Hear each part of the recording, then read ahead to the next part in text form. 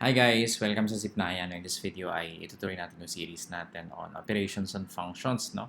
Sa previous video, hindi natin masyadong na-emphasize yung effect no, ng pag-add, pag-subtract, pag-multiply at pag-divide ng functions sa kanilang domains. No? Sa domains ng dalawang functions at sa domain ng resulting function. No? Merong effect yun. No? Halimbawa, meron tayong dalawang functions na f of x equals x squared, tsaka g of x equals square root of x. Now, madali lang pag sinabi nating add the two functions, di ba? Una, pag sinabi nating f plus g no, of x. So, this is just f of x times, f of x plus g of x from the definition. No? And alam natin that f of x equals x squared, so pwede tayo mag-substitute. And then, meron tayong g of x, which is square root of x. No? Substitute din natin. So, yan na yun, no? F plus g of x no? Is equal to x squared plus square root of x. Mukhang madali lang, no? Pero, in reality, hindi natin to pwedeng gawin for all values of x. No? Kaya sabi nga dito, for all values of x which the two functions are defined. Ibig sabihin, hindi sa lahat ng pagkakataon ay defined yan. For example, meron ba tayong, pwede ba natin i-add yung function at x equals negative 1? Pwede ba yon? So, f of negative 1, f of x at x equals negative 1. So, f of negative 1 equals negative 1 squared, no? Which is 1. What about here? What is g of negative 1?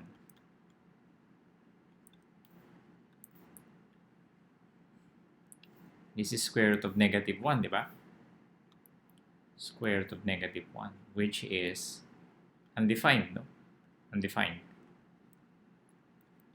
So, hindi pa pwede tayo hindi pa tayo pwede mag-add doon sa dalawang functions at x equals negative 1. Ang tanong, saan lang tayong pwede mag-add, no? Ibig sabihin, doon sa part or doon sa values of x which are defined. Which means na pwede na tayo mag-add doon sa domain ng dalawang functions na may pareho silang values, no? O pareho silang value na defined. So, kailan defined ang f of x equals x squared? For what values of x? No? Ibig sabihin yung domain natin, di ba? Yung domain ng f of x. So, if this is the number line, what is the domain of f? Domain of f. Pag 0 ba, defined ba yung x squared? Yes, no? 0 pa rin yun. Pag negative ba, defined pa rin ba? Yes, no? Magiging positive lang siya pag negative. Pag positive, defined pa rin ba siya? Yes. So, meaning, the function is defined for all values of x. No? This is very elementary. Dapat alam nyo na to. I'm talking about the domain of f of x equals x squared. So, the domain is actually the set of real numbers. No? Actually, lahat ng polynomial functions, ang domain niyan ay set of real numbers. So, lahat ng numbers pag nilagay natin sa number line. However, pag sinabi natin domain of G, kailan defined tsaka undefined yung G? Doon lang tayo sa defined. Pag positive ba? Defined? Yes. No? Lahat ng positive numbers mayroong square root. Pag 0 ba defined? Yes, square root of 0 is 0. Pag negative ba defined? No. So, defined lang ito pag 0 tsaka positive.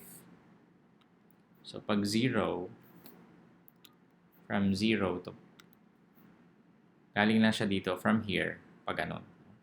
So, ibig sabihin, may values lang yung mga functions na yan at pareho from 0 up to infinity. No? So, ibig sabihin, dito lang tayo pwede mag-add sa part lang na to. Kasi pag dito, meron kang value ng f, pero wala kang value ng g. For example, at x equals negative 2, meron kang f of negative 2, that's 4. Pero wala kang g of negative 2 kasi magiging undefined siya. Meaning, the domain of the resulting function is actually the intersection of the domains of the two functions. So, ano ang intersection niya? From 0 up to infinity. So, ang domain ng bagong function natin is from 0 up to infinity. Or, kung hindi kayo familiar sa notation na to, ibig sabihin, x such that x is greater than or equal to 0. Okay, so yun yung domain ng f plus g.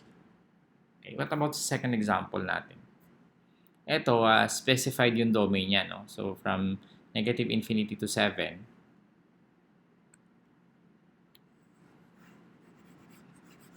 so, gagawa ulit tayo ng number line. Ang kanyang domain ng h. So, this is 0, 7, di ba? So, nandito yung 7, nandito yung 1, probably nandito yung 4. Yan. It's negative 1 and so on. Hindi ko lang yung mga numbers dito. So, yung domain ng h natin, the domain of h is from negative infinity. From negative infinity to 7. Hindi kasama yung 7, kasi pag ganun siya. Pagkasama siya, ibig sabihin, this is an open interval. Pagkasama siya, dapat gano'n, di ba? Close interval.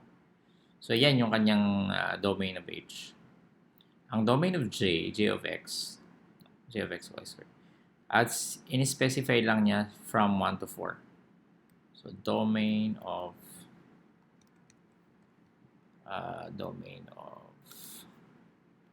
j is from 1 to 4 lang. So, from 1, kasama ba yung 1? Yes, no? Kasi close interval siya. Kasama rin yung 4. So, dito siya. Okay, so ibig sabihin, dito lang sa part na to, meron tayong values ng both functions, no? Hindi tayo pwede mag j of 0 kasi from 1 to 4 lang tayo. Wala tayong value ng j dito sa 0. Meaning, the domain of the resulting function is the intersection of the domains of the two functions h and j. So, pag nag-plus tayo, for example, kahit minus or times, no? For example, pero mas madali mag-plus, so mag-plus na lang tayo. So, h plus j, no, of x.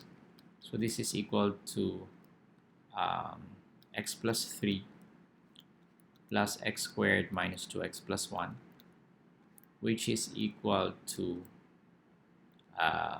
x squared, x plus negative 2x is negative x, and then 3 plus 1 is 4.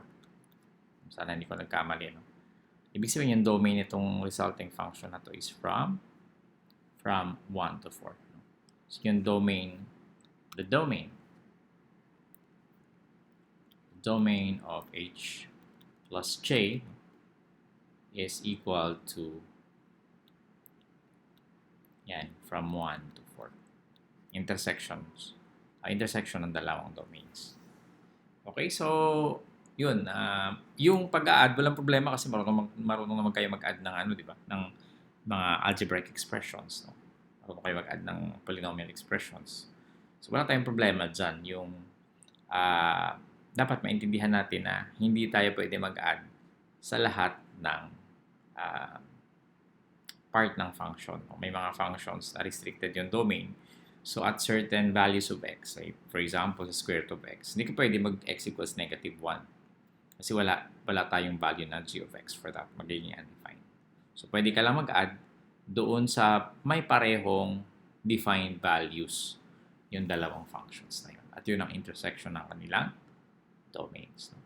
Sana ay maliwanag yung pagkaka-explain ko. No? But don't worry kung hindi masyadong naintindihan because we will have more examples, no, in the next few videos. Maraming salamat. I'll see you in the next tutorial. And bago ako mag-end, gusto ko yung invite sa ating channel, no? YouTube channel. Mag-subscribe kayo kasi ang dami nating ina-upload, no? Halos one video a day tayo, and maybe later pwede tayo mag 2 or more videos a day. Follow us on Facebook, no? And of course, visit our website. Kung gusto nyong makatanggap ng message, no?